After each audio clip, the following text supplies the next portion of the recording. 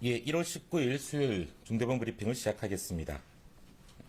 내일이면 국내에서 코로나 환자가 처음 발생한 지 만 2년이 됩니다.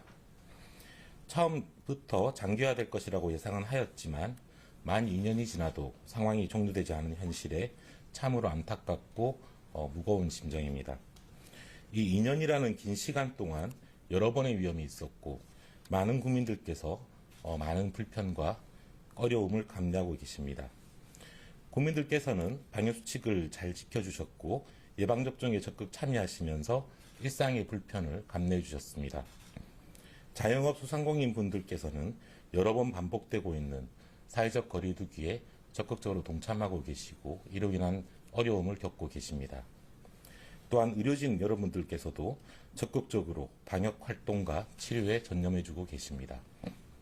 우리 모두를 위해 헌신하고 계신 이 모든 분들께 진심으로 감사의 인사를 전합니다. 지금까지 2년간 우리나라의 확진자는 총 71만 명이 발생하였으며 그중 6,452분께서 사망하셨습니다. 사망하신 모든 분들의 명복을 빌며 유가족분들에게도 위로의 말씀을 전합니다.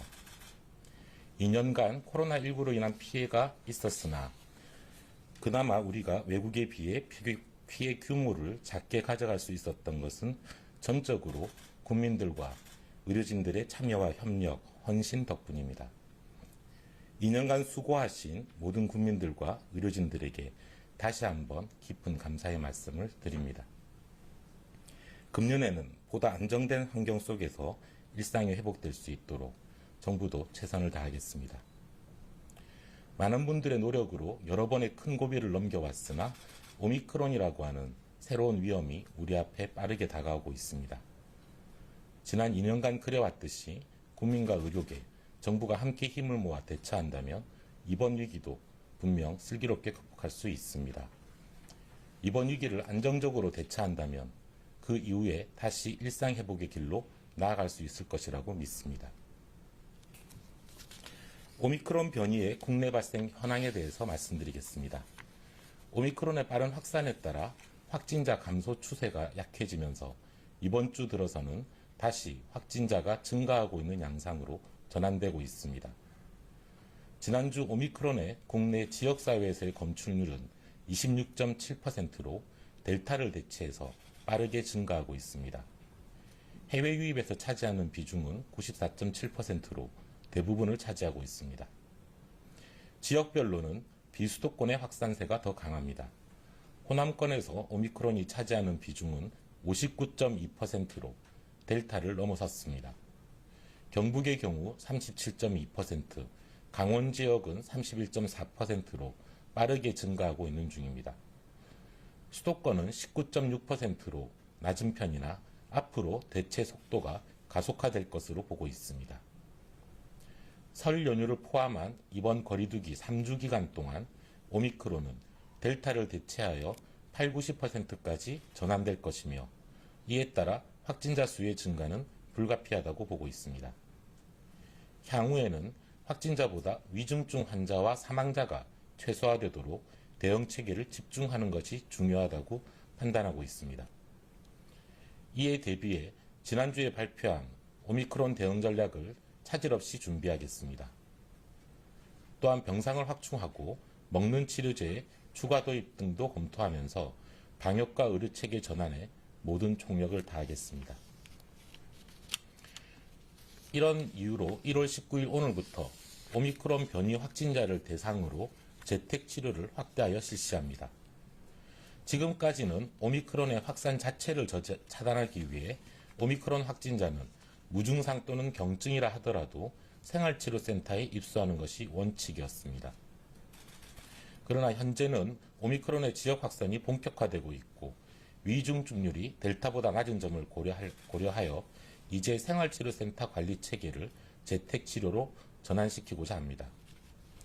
오늘부터 오미크론 변이 확진자를 대상으로 재택치료를 전면적으로 실시하며 선택과 집중을 위해 생활치료센터는 위험성이 있는 고령층, 기저질환자 등으로 집중 배정될 것입니다. 이와 함께 정부는 오미크론 확산에 대비해 의료 인프라를 확충하고 동네 의원의 참여를 확대하는 등 재택치료를 내실화하겠습니다. 다음으로 외국인 3차 접종 및 방역관리 방안에 대해 말씀드리겠습니다. 외국인 확진자는 작년 9월 이후에 계속 감소하고 있었으나 12월 네 번째 주 상승세로 전환되어 그 비중이 14%까지 증가했습니다.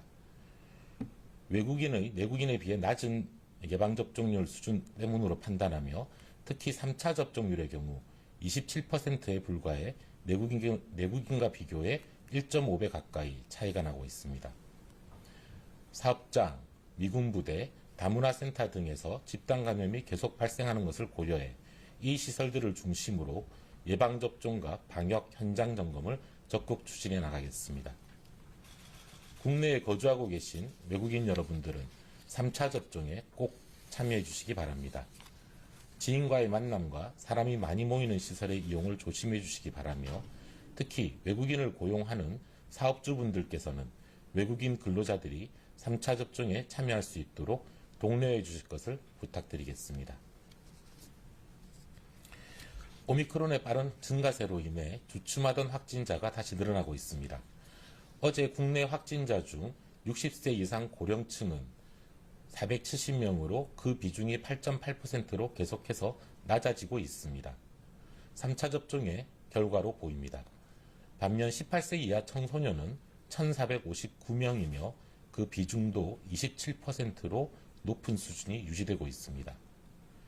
12에서 19세 청소년의 2차 접종률은 현재 63.5%로 성인 대비 낮아 오미크론 확산세가 빠르게 증가할 경우 더 쉽고 빠르게 감염될 위험이 있습니다.